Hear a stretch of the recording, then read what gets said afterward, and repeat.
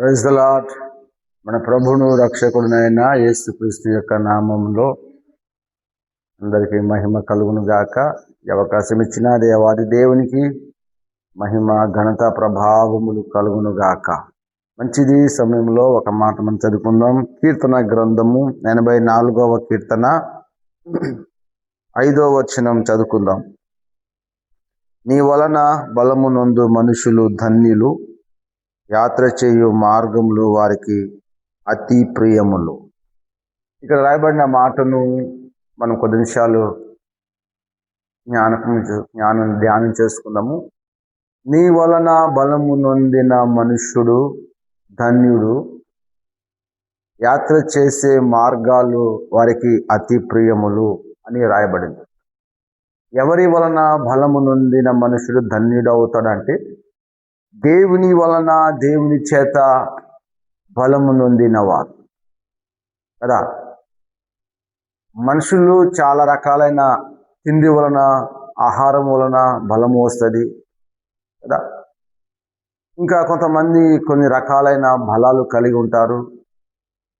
జన బలము, కండ బలము, గుండె బలము కదా, ధన బలము, ఆస్తి బలం, ఇలా రకరకాలైన కొందరి జీవితాల్లో కొన్ని బలాలు పనిచేస్తాయి. అధికార బలము, ఇలా అనేకమైన బలాలు మనుషుల మీద పనిచేస్తున్నవి. కానీ ఈ బలాలన్నిటికంటే దేవుని వలన బలము నొందిన మనుషుడు ధన్యుడు. ఈ బలాలన్నిటికన్నా ఈ బలము చాలా గొప్ప బలం కదా. మనుషుడు కొంతమంది తన వెనకాల ఉన్న సపోర్ట్ని చూసుకొని విర్రవీగుతూ ఉంటాడు. తనకున్న ధనాన్ని చూసుకొని చాలా గర్వంగా ఉంటాడు. తనకున్న ఉద్యోగం చూసుకొని చాలా గర్వంగా ఉంటాడు. అది వారికి ఒక బలముగా పనిచేస్తుంది. కానీ కీర్తనకారుడైన దావీదు రాసిన మాట ఏంటంటే, నీ వలన బలము నొందు మనుష్యుడు ధన్యుడు. ఆయన వలన బలము నొందిన మనుషుడంట ధన్యుడు. ఈ బలాలు కొన్ని దినాలకు తగ్గిపోతాయి. ఈ బలాలు కొన్ని దినాలకు తరిగిపోతాయి కదా. మరలా అప్పుడు బలహీనం అయిపోతాం. అప్పుడు మరలా చేతగాని వాడిగా అయిపోతాం. కానీ దేవుని వలన పొందిన బలము మనిషిని ఆశీర్వాదంలోనికి నడిపిస్తుంది. ఏంటి అంటే, యాత్ర చేయు మార్గములు వారికి అతి ప్రియములు. దేవుని వలన ఎవరైతే బలము పొందుకుంటారో, దేవుని వలన ఎవరైతే బలపరచబడతారో, దేవుని వలన ఎవరైతే బలాన్ని పొందుకొని బ్రతుకుతూ ఉంటారో వారికంట యాత్ర చేసే మార్గాలు అతి ప్రేమలు అని చెప్తుంది కదా. యాత్ర చేయడం అంటే దేవునితో నడవడం, ఆత్మీయ జీవితంలో విశ్వాస యాత్రలో సాగడం. కొంతమందికి ఆత్మీయ జీవితంలో నడవలేకపోతారు, కొంతమంది దేవునితో నడవలేకపోతారు, కొంతమంది సత్యములో నడవలేకపోతారు. వీళ్ళు ఎవరు అంటే వీళ్ళు బలము పొందుకోలేని వారు. కొంతమంది మధ్యలోనే ఆగిపోతారు. వీళ్ళు ఎవరంటే బలహీనులు.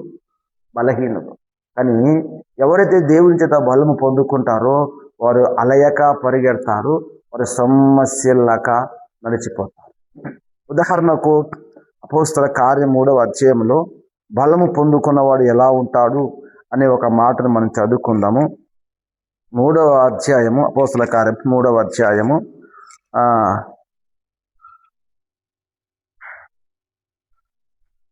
4వ వచనం చదువుదాము. 3:4 వచనం చదువుదాం. పేతురును యోహానును దేవాలయంలో ప్రవేశించబోచున్నప్పుడు వాడు చూచి భిక్షమడగగా, పేతురును యోహానును వాని తేరి చూచి మా తట్టు చూడుమనిరి. వాడు వారి యొద్ద ఏమైనా దొరుకునని కనిపెట్టుచు వారి యందు లక్ష్యముంచెను. అంతటి పేతురు, వెండి బంగారములు నా యొద్ద లేవు గాని నాకు కలిగినది నీకు ఇచ్చుచున్నాను. నజరేయుడైన యేసు క్రీస్తు నామమున నడుమని చెప్పి వాని కుడి చేయి పట్టుకుని లేవనెత్తను. వెంటనే వాని పాదములు చీల మండలములు బలము పొందెను. వాడు దిగ్గున లేచి నిలిచి నడిచెను. నడుచుచు గంతులు వేయచ్చు దేవుని స్తుతించు వారితో కూడా దేవాలయంలోనికి వెళ్ళట్లేదు. ఇక్కడ శృంగారం అనే దేవాలయం యొద్ద పుట్టిన మొదలుకొని కుంటివాడైన ఒక మనుషుడు మోసుకొని పోబడుచుండెను.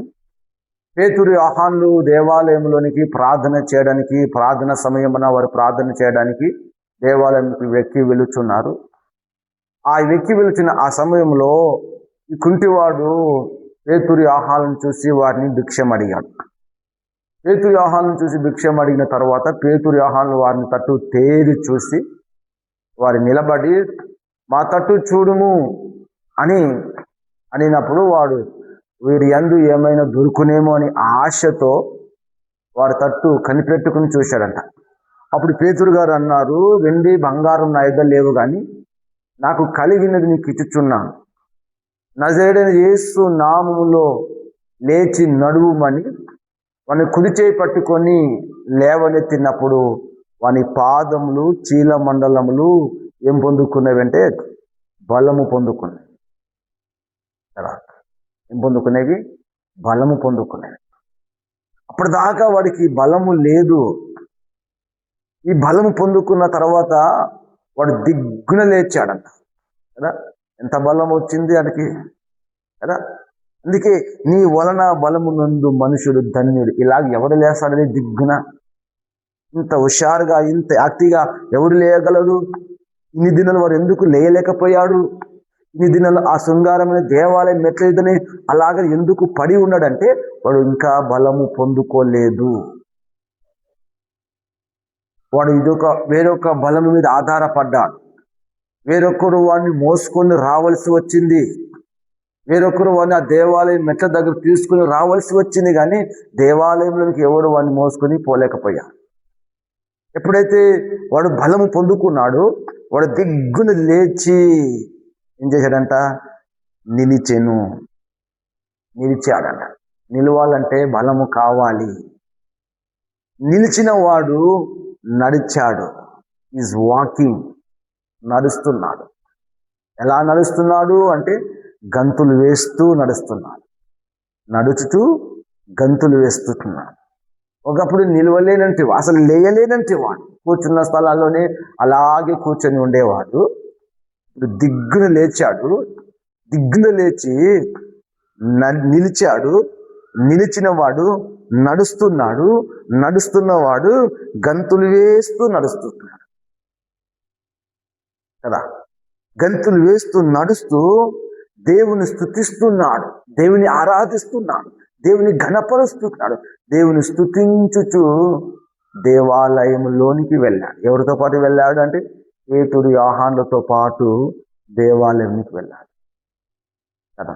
ఈ లోకంలో చాలా బలాలు ఉన్నవి, కానీ ఏ బలము వానిని నిలబడలేకపోయింది, వాడిని నిలబెట్టలేకపోయింది, వాడిని నడిపించలేకపోయింది, వాడిని స్వస్థపరచలేకపోయింది, వానికి ఆరోగ్యం ఇవ్వలేకపోయింది కదా. దేవుని ఒక వ్యక్తిని బలపరిస్తే, దేవుని ద్వారా ఒక వ్యక్తి బలం పొందుకుంటే ఎలాగుంటుందంటే ఇలాగా బలము పొందుకున్న వాడు దిగ్గున లేస్తాడు, త్వరగా లేస్తాడు, ఎక్కువనే లేస్తాడు, 4 గంటలకి లేస్తాడు, 3 గంటలకి లేస్తాడు, లేచి ప్రార్థన చేస్తాడు. అదే బలం లేనివాడు తెల్లగా అయినా కూడా లేగాడు. లేచిన వాడు ఇప్పుడు ఏం చేశాడంటే నిలిచాడు. శ్రమలో నిలవాలి అంటే బలం కావాలి. ప్రభు కొరకు నిలవాలంటే బలం కావాలి. అదే బలహీనులైతే నిలవలేరు. నడిచాడు, నడవాలి, నడుస్తున్నాడు.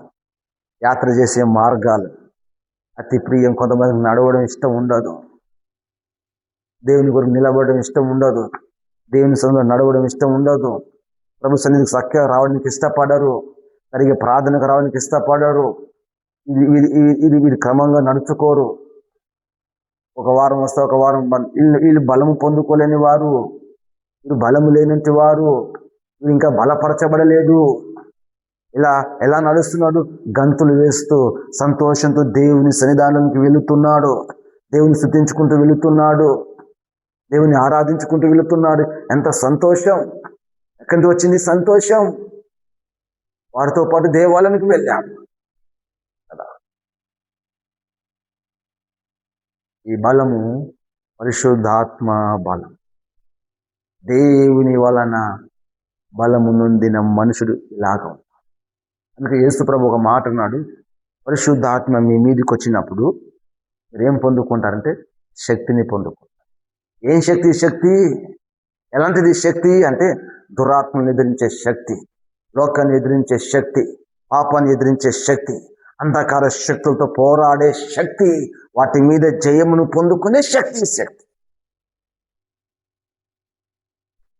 ఈ శక్తి నీ మీదకి వచ్చినప్పుడు, అందుకే యేసు పరిశుద్ధ ఆత్మ చేత నింపబడి అరణ్యములకు కొనిపోబడెను.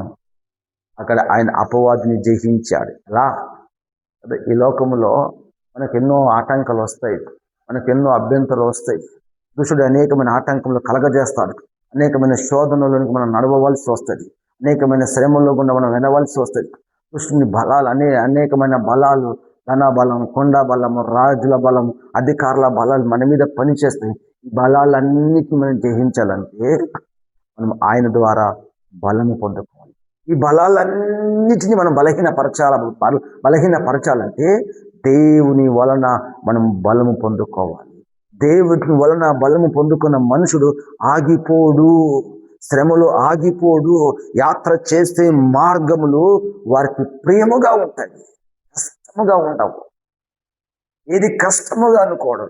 దేవుని సన్నిధికి ఇష్టపడి నడుస్తాడు, దేవుని ఇష్టపడి స్తుతిస్తాడు, దేవుని సన్నిధికి ఇష్టపడి వస్తాడు. ఇంకొకడు బలవంతం చేయాల్సిన అవసరం లేదు, ఇంకొకడు బలవంతంగా తీసుకుని రావాల్సిన అవసరం లేదు.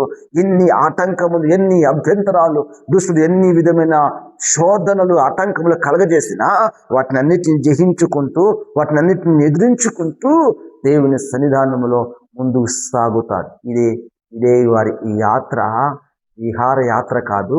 ఈ యాత్ర యేసయ్యతో యాత్ర, ప్రభుతో యాత్ర. ఈ లోకములో మనం యాత్రికులము కదా. ఇలా యాత్ర చేయడం అంటే వారికి ఇష్టము. దేవునితో నడవడం అంటే వారికి ఇష్టము. ఎవరికి ఇష్టము అంటే దేవుని వలన బలము నొందినవాడు. అందుకే పౌలు గారు ఏమంటే, నన్ను బలపరచువాని యందు నేను సమస్తమును చేయగలను. ప్రభు మనల్ని బలపరచాలి, మనం ప్రభు ద్వారా బలము పొందుకోవాలి, మనం ప్రభు వలన బలపరచబడాలి, దినదినము ఆత్మచేత నింపబడాలి. ఆత్మ బలాన్ని మనం పొందుకుంటే మన మీదకి వస్తున్న దురాత్మ శక్తుల ఆలోచనలను, మన మీదకి వస్తున్న దయ్యపు శక్తుల బలాలన్నిటినీ, లోక బలాలన్నిటినీ, కరయే బలాలన్నిటినీ మనం జయించగలము కదా. ఆయన చేత మనం, ఆయన బలము చేత మనం నింపబడితే నీ వలన బలము నొందు మనుషుడు ధన్యుడు కదా. దావీదు గొలియాతు కంటే బలవంతుడయ్యాడు. ఎవరికంటే గొలియాతు కంటే బలవంతుడయ్యి, ఖడ్గము లేక, కత్తి లేక, ఒడిసెలతోను రాతితోను కొట్టేసాడు. ఎక్కడిది బలం? ఆయన ద్వారా బలము నొందితే. ఫిలిస్తు తనకంటే బలవంతుడు, తనకంటే కండలు తిరిగినవాడు, ఈ బాల్యమందే యుద్ధం నేర్పడి దావీదు గొర్రెల కాపరి. దేవుని వలన బలము నొందుకున్నాడు దావీదు. వాడికంటే బలవంతుడైపోయాడు, వాడికంటే శక్తిమంతుడైపోయాడు, వాడికంటే పవర్ఫుల్గా తయారైపోయాడు, వాడికంటే యుద్ధంలో నేర్పడిగా మారిపోయాడు. ధైర్యం వచ్చేసింది. గొల్లియతుని చూసిన వారికి అందరికీ భయం వచ్చేస్తే దావీదుకి మాత్రము ధైర్యం వచ్చేసింది. కత్తి లేదు, ఖడ్గం లేదు, ఈత లేదు, ఏ ఆయుధం తన దగ్గర లేదు. కానీ ఒక ఒడిసెల రాతితో తీసి కొడితే చచ్చిపడ్డాడు కదా. నేను పొందుకున్నావా ఈ బలాన్ని? ఈ బలం నీవు పొందుకుంటే ఏ బలం నీ మీద పని చేయదు, ఏ బలం నేను జయించదు, ఏ దుష్టుని జయించలేడు. చాలామంది బలహీనలు అవడానికి కారణం ఏంటంటే వారు ఇంకా బలమును పొందుకోలేదు. ఆత్మ బలమును పొందుకో, ఆయన వలన బలము పొందుకో, దేవుని వలన బలపరచబడు, ప్రభు వలన బలము పొందుకో. అప్పుడు నీకు యాత్ర చేసే మార్గాలు నీకు అతి ప్రేమగా ఉంటాయి. నువ్వు కూడా నిలుస్తావు, నువ్వు కూడా నడుస్తావు, నువ్వు కూడా గంతులు వేస్తావు, నువ్వు కూడా దేవుని స్తుతిస్తావు, నువ్వు కూడా గొలియాతు వంటి మహా గొప్ప శత్రును కూడా నువ్వు ఏ ఆయుధం లేకుండా పడగొట్టగలవు. అతి కృపా దేవుడు మనకందరికీ దయచేయునుగాక. ఆమేన్.